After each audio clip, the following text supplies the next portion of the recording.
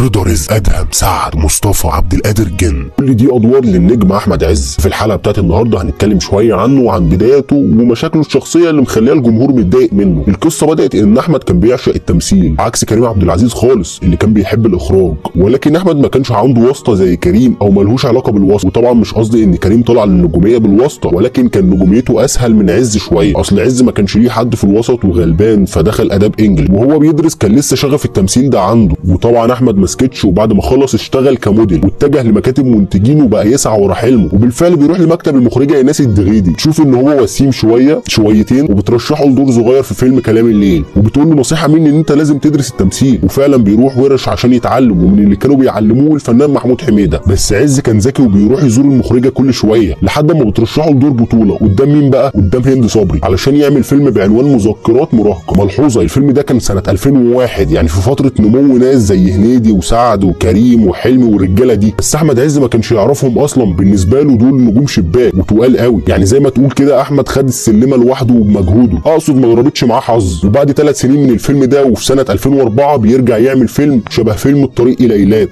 وهو فيلم يوم الكرامه، لكن مش بينجح النجاح اللي هو، لان زي ما احنا عارفين بيكون في عتاوله في السينما في الوقت ده، هنيدي وسعد والباقي. احمد عز بيفكرني قوي بامير كرارة، هما الاثنين نفس البدايات، جابوها من تحت قوي. المهم في نفس السنه بيعمل الفيلم اللي هيكون السبب ان هو يتشاف، الا وهو فيلم شباب تيك اواي مع ماجد الكدواني ومنى شلبي. وفعلا بيتشاف وقتها وبتعرف احمد عز علشان تشوفوا المخرجه كامله ابو ذكري تاخده في فيلم سنه اولى نصب. كل ده احنا لسه في 2004. احمد عز عمل مجهود بار في سنه 2004 علشان يتشاف، لان في 2005 بتكون اول انطلاقه حقيقيه لاحمد عز اللي احنا نعرفه، لانه بيعمل فيلم ايقوني ليه، الا وهو فيلم ملاك اسكندريه. بنشوف تمثيل ولا اروع من ذلك. الفيلم بيحقق ايرادات كويسه جدا، والفيلم ده بيكون الانطلاقه لعز علشان يعمل في 2006 فيلم الرهينه، وبينجح نجاح غير طبيعي. تقريبا كل ده بسبب المخرجه ساندرا نشأة، لانها هي اللي اخرجت ليه معظم افلام بداياته الناجحه. المهم الفيلم ده كان رايق قوي، من اجمد افلام عز اللي بحبها له. طبعا عز على المستوى الفني جامد قوي، ولكن الفن بس ده ليه؟ لان هنعرف قدام اللي عمل. المهم في 2007 بيعمل فيلم وهو الاكثر من حيث الايرادات في بداياته، الا وهو فيلم الشبح. والفيلم هيكون السبب في حاجات كتير قدام، لانه بيكون اول بطوله ليه مع زينه واخر بطوله تقريبا. المهم ان هو عارفها من الفيلم ده وحبها، الله اعلم بقى اتجوزها بعد الفيلم ده على طول ولا قدام شويه. المهم ان هم اتجوزوا وعرف كمان، ده اللي هنعرفه قدام. في 2008 بيعمل فيلم من بطولته هو، وبيكون معاه نور الشريف كدور تاني. متخيل؟ هو انت لو سالت الناس عن فيلم مسجون ترانزيت وقلت لهم مين البطل الاساسي هيقول لك احمد عز وبعدين نور الشريف. وده مش كلامي انا، حتى لو انت اتفرجت على الفيلم دلوقتي هتلاقي اول اسم في الفيلم هو احمد عز، يعني الفيلم بيتباع باسم احمد عز الاول. فكان عز واكل الجو في السينما وقتها، وطبعا ده مش عيب من نور الشريف، لان النجوم الكبار هم اللي بيعملوا كده. بص انا هقول لك، بص للسينما في الخارج، ما بلاش في مصر خالص. وفعلا الفيلم بينجح وبيعجب ناس كتير، وبيجرب عز الدراما شويه، وبيعمل مسلسل الادهم سنه 2009. ان انا كنت هقول ان المسلسل ده مظلوم، ولكن طلع المسلسل مكسر الدنيا وانا بس اللي ما شفتهوش، خد بالك يا ضياء. المهم المسلسل ده اندر ريتد جدا وبرده مش واخد حقه. وعندي تعليق على المسلسل ده بما ان في الحلقه ال 12 منه. الى الان المسلسل كقصه جامده قوي وتصوير وكل حاجه، وبص حاجه جامده، ولكن كاخراج في مشكله كبيره، مش كبيره قوي بس في مشكله. رغم ان المخرج محمد النجار اللي كان ليه بعض الاعمال الناجحه زي عوكل وميدو مشاكل وصباح وكذب، رغم ان هو كان مساعد مخرج لواحد من اهم افلام مصر في تاريخ، ايوه فيلم سواق الاتوبيس اللي كان للمخرج الجامد قوي عاطف الطيب. فالمخرج محمد النجار كان من تلامذته، فالمفروض يطلع حاجه اجمد من كده كتير. بس مش مهم، الحته دي عامله شبه مسلسل الرجل العناب، حلاوته في عفنته. الحته دي مش هتقلل من قصه المسلسل ولا التمثيل الجبار. المهم في نفس السنه بيعمل فيلم جامد قوي، الا وهو فيلم بدل فوق. عز بقى يحب ان هو يطلع دورين في افلامه قوي، يعني 3 افلام ورا بعض بيطلع دورين، وطبعا ده حاجه جامده محدش يعرف يعملها غير احمد مكي وهو. المهم بنشوف البدايه الثانيه لعز. ايوه عز مش بيستمر في افلام الاصابه، منها ناجحه معاه جدا وجايبه ايرادات. ان عز ذكي وبيغير من جلده كل فتره، وده بالاخص سبب نجاحه. المهم بيعمل فيلم 365 يوم سعاده، طبعا الفيلم بينجح الى حد ما في الايرادات، تقريبا 10 مليون. وهكذا فيلم حلم عزيزي اللي بينزل بعده وبيكون مشابه ليه، اقصد في الكوميديا يعني. ولكن عز في 2012 و13 بيعمل فيلمين استثنائيين، اولهم المصلحه اللي فيه روح حلوه كده، يعني عز والسقا في فيلم، حاجه كده تفكرك بفيلم عماره يعقوبيان والافلام اللي احنا بنشوفها فيها حب للشغلانه مش غرور، واللي هو لا مش هطلع في فيلم لوحدي وانا اكون البطل. انا مش قصدي على حاجه، والله قصدي ايوه اقصد محمد رمضان فاشل سينمائيا.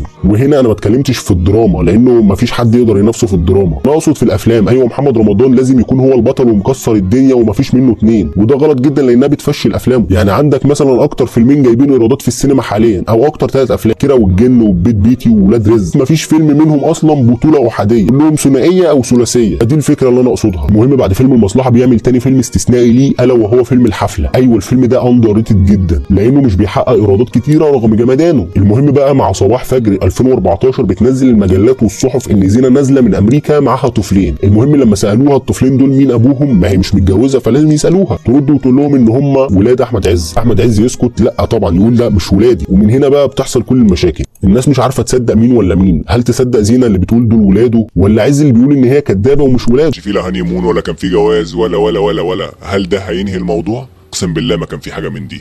وطبعا الفيصل في الموضوع ده بتكون المحكمه، وسنه اولى اثبات نسب عند الحكومه هي الدي ان ايه، وعز بيرفض ان هو يعمل الدي ان ايه. كده عند الحكومه رفضه ده دليل قاطع ان هم ولاده. فعلا بتبدا الحكومه تطالبه بنفقه كل سنه لاولاده دول، يا اما هيتسجن. وفعلا كل سنه بيدفع لهم نفقه، وان هو بيدفع لهم ده اكبر دليل ان هم ولاده. من هنا الناس بتبدا تكره عز على المستوى الشخصي جدا جدا جدا كمان. وانا قلت لك الشخص مش الفني، لان على الجانب الاخر رغم كل المشاكل دي وفي نفس السنه عز بيكون بيحضر لاهم خطوه في حياته كلها، لانها هتكون المره الثالثه في تغيير جلده، وهيتجه للاكشن والدراما، وبيعمل فيلم ولاد رزق وبيحقق اكتر من 26 مليون جنيه، وبيكون نجاح كبير لعز في الفتره دي. وبيكون في 2014 نزل بمسلسل مهم ليه الا وهو مسلسل الاكسلانس. بس عز بيوقف من 2015 لحد 2017 مش بينزل اي حاجه، ده لانه بيحضر لفيلم الخليه اللي بالاخص انا بعشق الفيلم ده قوي، اذا كان من عز او من ممدوح. طبعا الفيلم اول ما بينزل بيحقق ايرادات عاليه قوي قوي قوي كمان. وطبعا زي ما قلت لك دي التغييره الثالثه ليه، والى الان هي مستمره اللي هي الاكشن والدراما. وفي 2019 بينزل بالجزء الثاني من ولاد رزق علشان يكون تاني فيلم ليه الى الان تحقيقا للايرادات، لانه بيحقق 106 مليون جنيه، طبعا مبلغ كبير قوي. وعز بقى هنا من نجوم الصف الاول هو وصديقه كريم. وفي نفس السنه اللي بينزل فيها بفيلم ولاد رزق بينزل بفيلم الممر علشان يحقق 70 مليون جنيه. انت متخيل 180 مليون جنيه ايرادات في السنه دي، بس نجاح جبار. طبعا بيكون نزل في 2018 بمسلسل ابو عمر المصري، ولكن بص هو المسلسل حلو وبتاع، بس عز مش الواو في الدراما، عز وحش في السينما عكس محمد رمضان. لان لما بينزل بمسلسل هجمه مرتده مش بينجح النجاح الجبار، اللي هو عادي نجح بس ما سمعش مع ناس كتير في الشارع، اقصد اللي مهتمين بالفن بس هم اللي شافوه. اتمنى تكون فهمت قصدي. وفي 2021 بينزل بفيلم العارف، طبعا بينجح بس مش النجاح الواو برضه، لانه بيحقق 40 مليون جنيه. هو مبلغ بس ما يجيش حاجه جنب اخر افلامه اللي اقل واحد فيهم جايب 70 مليون جنيه. لكن بينزل في 2022 بفيلم الجريمه، اهو ده بقى الفيلم المظلوم في تاريخه كله. انت متخيل ان الفيلم ده محقق 9 مليون جنيه بس؟ ده في افلام عبثيه بتحقق اكتر من كده بكتير، يا ريته حتى ما يستاهلش. لا يستاهل جدا، الفيلم ده جامد قوي يعني، لو انت ما اتفرجتش عليه روح اتفرج عليه. وبنوصل بقى لمرحله حاسمه لعز علشان بينزل في نفس السنه بفيلم هيعوضه عن الايرادات دي كلها. ايوه فيلم كيرة والجن، اللي عز اصلا كان غايب الفتره دي كلها، بيغيب بالسنه والسنتين عن الاعمال لان الفيلم ده اخد اكتر من سنه في التحضير. وفعلا بيحقق اعلى ايرادات في تاريخ عز وليس السينما، لان بيت الروبي كسر الحاجز ده. ولكن نحن ننتظر المنافسه الشرسه اللي هتحصل السنه الجايه بين عز وكريم، لان عز هينزل بولاد رزق الجزء الثالث وكريم بالفيل الازرق الجزء الثالث. من رايك كده شايف مين اللي هيكسب؟ انا شايف ان مهما حصل كريم لوحده برضه، رغم ان الانتاج بتاع ولاد رزق جبار زي ما عرفنا، بس على المستوى الفني فانا اضمن نجاح في الازرق.